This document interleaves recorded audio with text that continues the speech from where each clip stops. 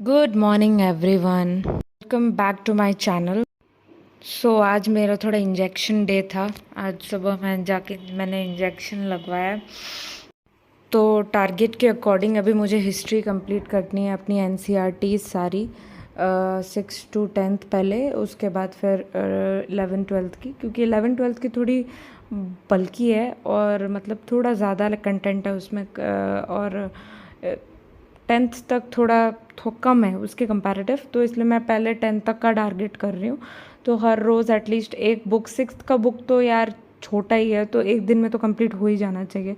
तो इसलिए आज मैंने कोशिश करी कि 6th का बुक करने की। अभी शाम और थोड़ा बचा हुआ है, वो भी मैं शाम रात तक कर लूँगी। सुबह से बैठती तो शायद हो जाता, बट इंजेक्शन देने के बाद फिर घर पे आके फिर ब्रेकफास्ट वगैरह बनाया और खाया, और उसमें ही टाइम चला गया थोड़ा। और फिर सुबह उतना टाइम नहीं मिल पाया, 1-1.5 घंटे ही मिले।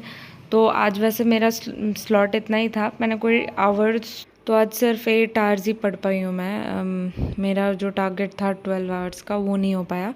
बट फिर भी आज मैंने ये बुक कंप्लीट कर ली है, और मैंने इसके नोट्स जो मैंने पहले से प्रिपेयर किए हुए थे इस बुक के, वो मैंने कर लिए हैं। और इस बुक को और कुछ 2 चैप्टर बचे हुए लास्ट के, जो मैं रात तक कंप्लीट कर लूँगी और उसके नोट्स भी पढ़ लूँगी। और इसी बुक की सेकंड रीडिंग मैं नेक्स्ट डे लूँगी। नेक्स्ट डे करने के बाद इस बुक की सेकंड रीडिंग तो पूरी अगर हो जाती है तो ठीक है, क्योंकि मैं कल ही सोच रही हूँ कि सेकंड रीडिंग इसकी दे दूँ, तो जिससे क्या है कि फिनिश हो जाएगा। इसको पकड़ूँगी से बहुत 4-5 दिन बाद। फिर 7th की हिस्ट्री पकड़ूँगी 3rd डे। फिर उसे एक दिन में कंप्लीट करने के बाद उसके नेक्स्ट डे मैं उसको वापस उसकी नेक्स्ट सेकंड रीडिंग दूँगी। यार घर के साथ साथ पढ़ाई करने में थोड़ा टाइम लैप्स होता है, सब चीज़ें मैनेज करके चलना। और ज़िंदगी भी आपको सब कुछ सिखा देती है धीरे धीरे। चैलेंजेस इतने सारे होते हैं ना लाइफ में, इतने सारे होते हैं। मेरी लाइफ में तो इतने अप्स एंड डाउन्स आए हैं ना, तो मुझे मेरी मतलब सिखा दिया मुझे बहुत कुछ। क्योंकि जैसे 2022 में मेरी मम्मा एक्सपायर हो गई, वो हमें छोड़ के चली गई। उसके बाद तो जैसे दुनिया ही ख़त्म हो गई थी। लगता था कि क्या करूँगी, क्योंकि ऐसा फील होने लग जाता है कि आपका अब कोई भी नहीं बचा है। पापा होते हैं यार, लेकिन माँ की जगह कोई नहीं ले सकता यार। पापा की जगह है, और मम्मा मम्मा की जगह, उनकी जगह कोई और कैसे ही ले सकता है। और फिर यार लोग भी नहीं सही होते हैं आपके आसपास, कोई भी सही नहीं होता आपके पास। मतलब आपको कोई पॉजिटिविटी दे ही, बहुत कम ही लोग होते हैं जो आपको पॉजिटिव वाइब्स देते हैं, आपको कुछ पॉजिटिव बोलते हैं जिससे आपको अच्छा फील होता है। बहुत कम लोग हैं। मैंने तो कम ही कर दी अपनी ज़िंदगी में लोगों को। और उसके बाद फिर 1 साल बाद मेरी शादी हो गई। शादी भी एक काइंड ऑफ अ चैलेंज ही होता है, क्योंकि आप किसी और के घर जा रहे हो, मतलब उसे अपना बनाते हो उस घर को। और वो इजी नहीं होता है, किसी भी लड़की के लिए इजी नहीं होता है कि अचानक से उसकी सारी चीज़ें बदल जाती हैं। रहने का ढंग, आप कैसे रहते थे अपने घर पे और यहाँ कैसे रह रहे हो, सब में डिफरेंस आ जाता है। सब कुछ डिफरेंट हो जाता है, लोग डिफरेंट हो जाते हैं। तो आपको उनके अकॉर्डिंग, मतलब जैसे भी हो करके आपको उनके अकॉर्डिंग ही चलना होता है। आपको एक फैमिली में ढलना होता है, और वो भी इजी नहीं होता है, वो भी बहुत डिफ़िकल्ट होता है। बहुत बहाने होते हैं, बहुत चीज़ें होती हैं जो आपको तोड़ती है, हमेशा तोड़ती है और हमेशा तोड़ती रहेगी।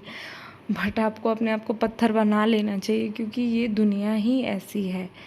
इस दुनिया में भगवान आपको चैलेंजेस हमेशा देंगे, और आपको उस चैलेंजेस को सफ़र करना है, एक उस पेड़ की तरह जो आंधी तूफान सब को झेल कर भी सटीक अडिग उस जगह पर खड़ा है। वैसे ही आपको बनना है, क्योंकि अगर आप वैसा नहीं बनोगे, आपके पीछे कोई, आपके आगे कोई भी ढाल बन के नहीं आने वाला, कोई भी नहीं आएगा।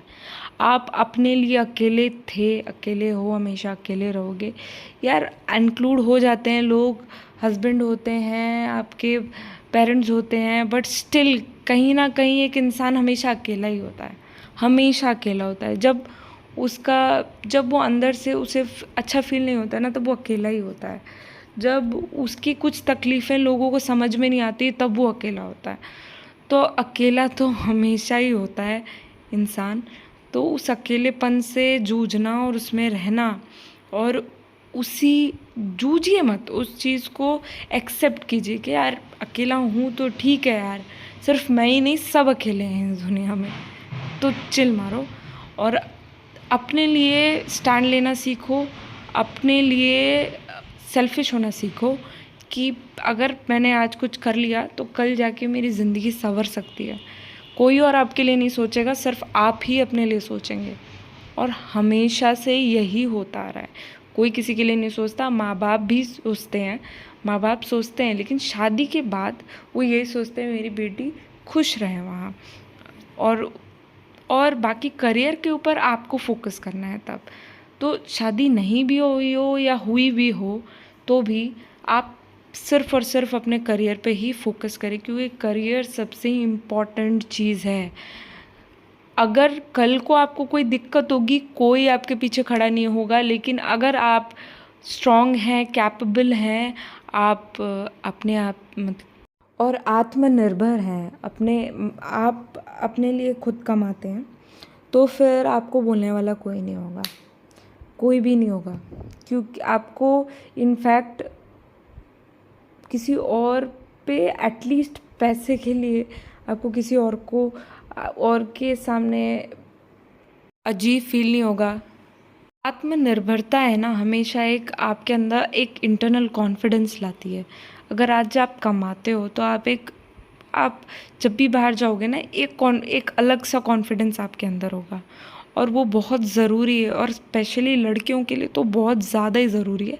लड़के हो या लड़कियाँ हो, सब आत्मनिर्भर बनने चाहिए। कोई भी कल को जाके किसी और से बातें ना सुननी पड़ जाए, क्योंकि एक टाइम ऐसा भी आ जाता है जब जब एक ऐसा दिन भी आ जाता है जिस दिन कोई ना कोई आपको ये ज़रूर बोल देगा, तूने किया क्या है। वो जो लाइन होती है ना, वो कभी नहीं आनी चाहिए आपकी ज़िंदगी में, कभी नहीं, कभी आने भी मत दीजिए, क्योंकि बहुत बहुत तकलीफ़ होती है उस एक शब्द में। उस एक शब्द ही आपको फुली डिफ़ाइन कर देता है। तो इसलिए हो सके कोशिश कीजिए कि जैसे भी करके पहले आप आत्मनिर्भर बनिए, और बहुत ज़रूरी है, मुझे भी बनना है। बहुत टाइम जा चुका है मेरा, मैंने आज तक जॉब नहीं करी है। मेरी पोस्ट ग्रेजुएशन होने के बावजूद भी मैंने जॉब नहीं करी आज तक।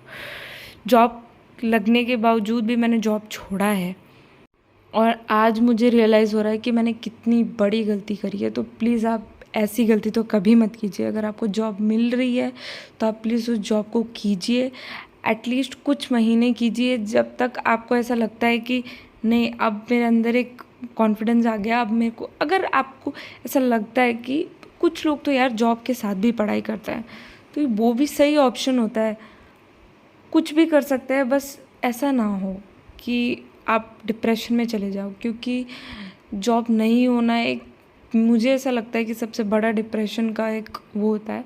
मेरी बातों को आप डिप्रेशन की तरफ मत ले जाइएगा, लेकिन चीज़ ये है, क्योंकि मैं ऐसा फ़ील कर रही हूँ आज भी, अभी भी मुझे ऐसा फ़ील होता है कि कहीं ना कहीं मेरा दिमाग उसी जोन में है कि मैंने अभी तक जॉब नहीं की है, और मुझे बिल्कुल अच्छा नहीं फ़ील होता है।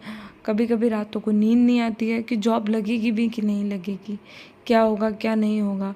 2 जॉब्स लगने के बाद मैंने जॉब छोड़े हैं, और मैंने एक भी जॉब शुरुआत तक गई तक नहीं। मेरे से जॉब प्लेसमेंट हुई ग्रेजुएशन में, फिर बाद में भी मुझे जॉब लगी थी, और तब भी मैंने ज्वाइन नहीं किया। वो रीज़न था सेकंड वाला, तो पहले वाले में तो मेरी खुद की चॉइस थी, बट आज मुझे रिग्रेट हो रहा है क्योंकि मैंने ऐसा क्यों किया।